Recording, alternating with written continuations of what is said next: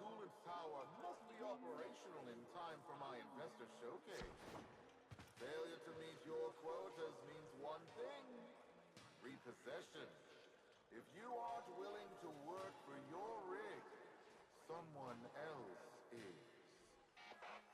Hey guys, what's up, it's Zyphon here, and welcome to episode 3 of my Warframe Beginner's Guide for 2019. The introduction that you just watched is the introduction for Warframe's second open world environment that was released in November of 2018, Fortuna and the Orb Valis. Fortuna is located on Venus, so chances are if you played a little bit after the last episode, you would have came across it. You may have even started the Vox Solaris quest for the NPC known as Utigo, but you would have quickly realized that you're nowhere near ready to take on the level of enemies that this quest throws at you.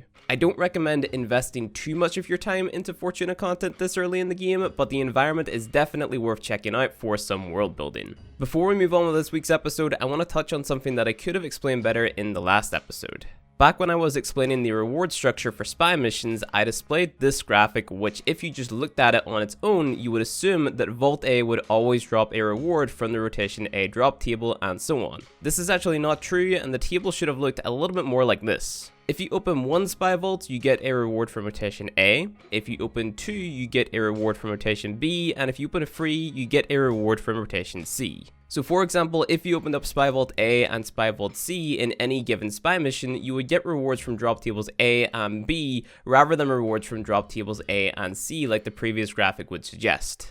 So hopefully that clears up some confusion and helps you farm things more efficiently from spy missions, but with that out of the way, let's start off this week's episode. So when we left off last episode, we had just unlocked Venus. Your number one priority should be completing all of the nodes that you can on this planet, as well as completing the Mercury Junction requirements, as that is what we need to do to progress. To unlock the Mercury Junction, we have to defeat the Jackal on Fossa, something that we should be doing anyway as we progress through Venus. Complete 10 waves on Tessera in a single mission. This should be very easy, as the enemies are very low level. Rescue a hostage from Linnea, again, something that you should just be doing as you progress through Venus and complete the nodes. And then finally, we have to kill 5 Xmas enemies. Xmas enemies are enemies that spawn at a higher than normal level. They usually have a special aura effect and abilities that mix up combat a little bit. You can tell the difference between a regular enemy and an Xmas enemy by the red outline that an Xmas enemy will have around them. To easily kill the 5 Xmas enemies that we need to kill for the Mercury Junction, just keep on replaying the extermination mission known as E-Gate, as I'm almost certain that at least 1 Xmas enemy spawns per run based off of my experience. The requirements for the Mercury Junction really are not all that difficult, so it gives us a little bit more leeway in this episode to talk about other things that you should be thinking about as you're playing through Warframe for the first time. There is no doubt in my mind that as you are progressing through either Earth or Venus, you accumulated enough Mastery Rank XP to progress to Mastery Rank 1. You earn Mastery Rank XP when leveling a piece of equipment from level 0 to level 30 for the first time. Weapons will give you 3000 Mastery XP for ranking them up from level 0 to 30, and Warframes will give you 6000. Once you have earned enough Mastery XP, you will get a prompt telling you that you qualify for the Mastery Rank 1 test. You can take a Mastery Rank test when you qualify by pausing the game and selecting Mastery Rank Up. It won't let you take the test unless you have at least one of each weapon type equipped, primary, secondary, and melee, so make sure to re-equip those if you unequip them to level up your weapons faster, as I mentioned in the previous video. To touch on that in a little bit more detail, XP for your gear is known as Affinity. Affinity is split following the general rule of 25% of Affinity gained will go towards your Warframe, and the extra 75% will be evenly split among all weapons equipped. Meaning if you have 3 weapons equipped, each of them will receive 25% of the affinity that you gained. If you have 2 weapons equipped, they will receive 37.5%, but if you only have 1 equipped, it will receive the full 75%. However, there are some rules to affinity gain that you should take note of if you want to level more efficiently. If you kill an enemy with a Warframe's ability, 100% of the affinity gain will go to the Warframe. If you kill an enemy with a weapon, half of the affinity goes to the Warframe and half to the killing weapon. If you're near a teammate when they kill an enemy within affinity range, which is 50 meters, you will gain the same amount of affinity, and it will follow the same 25% Warframe, 75% weapon rule as previously mentioned. If you happen to have a companion, like a sentinel that we're going to have rather soon called the Taxon, it will gain its own affinity, not deducting from any affinity that your warframes or weapons gain. It is in your best interest to climb the master ranks as soon as possible, as a higher master rank will enable you to do more and earn more on a regular basis, so craft as many weapons and warframes as possible, and get them ranked up from 0 to 30 as quick as possible. If you don't want to keep a Warframe or weapon that you've crafted because of the limited amount of slots that you start out with, ensure that you level them from 0 to 30 before you sell them. That way you're never going to have to worry about that Warframe or weapon ever again. With all that being said, the first Master Rank test is a very easy one. All it requires you to do is kill a certain amount of enemies over the course of 3 waves with your primary weapon. I can't see a lot of people struggling with this test, but if you are, try equipping damage and elemental damage mods to your primary weapon to deal more damage to the enemies in this test. You should always attempt a Master Rank test as soon as possible. However, if you fail a Master Rank test, you will have to wait 24 hours before you can retake it. You can practice Master Rank tests at any given relay by pausing the game, selecting fast traveling to the room where Cephal and Samaras is, and to the direct right, all of the Master Rank tests will be there for you to practice once you unlock them. Of course, to level up your Master Rank, you're going to need new weapons and new Warframes, as you can't just rebuild, repurchase, or form weapons and Warframes, level them from 0 to 30 again, and get more Master Rank from it. It always needs to be a new weapon, a new Warframe, a new piece of equipment that you haven't tried before. So to increase your Master Rank, you need new equipment, right? But how do we actually get new equipment?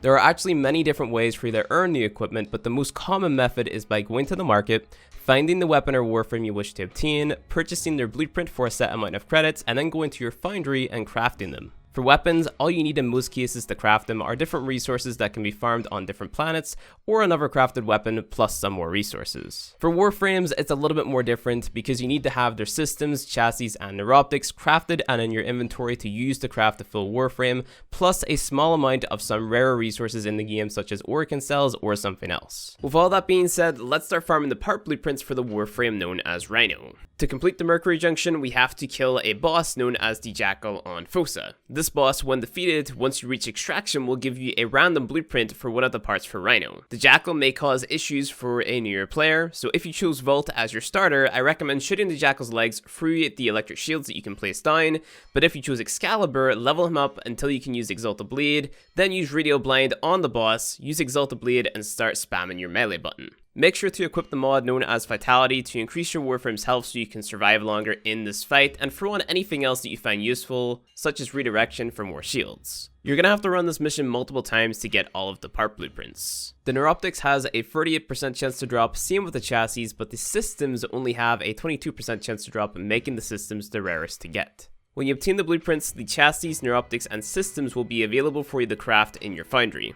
Once you have these 3 parts crafted, if you go to the market, type in Rhino on the top left and purchase his blueprint for credits, you're going to be able to craft the frame. If you're lacking in credits to purchase blueprints and craft things, you should play the defense mission called Romular for 5 waves and then extract. This mission gives bonus credits and resources because it is what is known as a Dark Sector mission. This Dark Sector mission in particular will give 10,000 credits, but of course as you progress through the star chart, higher level Dark Sector missions will give you a larger amount of credits. You won't be able to craft Rhino at this point in time because some of the resources required we won't be able to farm just yet, but you should craft the frame ASAP. A little bit ago, I mentioned something called slots. If you're following this guide to a T, you won't have come across the issue of running out of them just yet. Warframe and weapon slots are basically space in your inventory that allows you to hold Warframes and weapons to equip in your arsenal. It's not a big issue right now because we don't need extra slots just yet, but the only way to get more slots is by spending Warframe's premium currency known as Platinum. As a newer player, you're given a free 50 Platinum. If you go to the market and type in either Warframe slots or weapon slots, you will notice that Warframe slots cost 20 Platinum for 1 and weapon slots cost 12 Platinum for 2. I recommend spending your starter 50 Platinum on nothing but slots. Purchase 4 weapon slots and 1 Warframe slot. After hearing about slots, this is where a lot of people just quit the game because they feel like it forces them to buy Platinum just to continue playing. However, you are able to earn Platinum from other players simply by trading in-game items that we're going to farm later on. You may have noticed if you browsed around the market a little bit that a lot of the weapons are Master Rank locked, meaning you can't purchase their blueprint or use them until you hit a certain Mastery rank. Every time you go up a Mastery rank, new weapons will become available to you. Down in the description below, there is a link to my beginner guide handbook. In this iteration of it, I have included a checklist for Venus and 2 tables, one for primary weapons and one for secondary weapons. These tables are sorted by Mastery rank, so they will display what weapons will become available to you at what Mastery rank, as well as detail a few things about them such as their stats and how to mod them. However, I have not created a table for melee weapons yet, as we're supposed to be getting an update called Melee 3.0 that will change up a lot of the stats for a lot of the melee weapons, so I decided against putting in all of the work for nothing until that update comes out. So your to-do list for episode 3 consists of complete as many nodes as possible on Venus, farm the blueprints for all of Rhino's parts, the neuroptics, chassis, and the systems, and then craft them when you can, mastery rank up to mastery rank 1, begin purchasing blueprints and crafting weapons that you can obtain at mastery rank 0 and mastery rank 1. I'll list the primaries and the secondaries in the description below. I'd also recommend starting to level up your mods equally. Mods that I would focus on leveling up right now are Serration, Hornet Strike, Pressure Point, and Vitality. Spread your endo evenly. For every one rank that you put into Serration, put one into Hornet Strike and the others. That way all your weapons will be somewhat as strong as one another.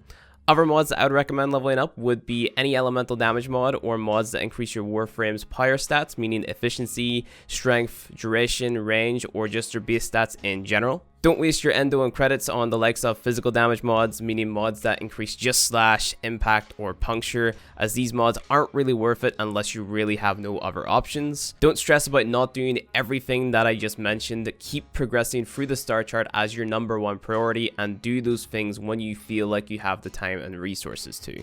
Get the Mercury Junction done, and then that'll be all you need to do to play the content that we're going to cover in the next episode. But with all that being said, that concludes episode 3 of my Warframe Beginner's Guide for 2019. The next episode will be posted on the 22nd of January. If you enjoyed this one, hit the like button below. If you want to see more Warframe content from me, hit subscribe. If you want to win a Mesa Prime access, link is in the description below, as well as a link to my merch with a discount code too if you want to buy some cool merch. But other than that, thanks for watching this video, and I'll see you guys in the next one.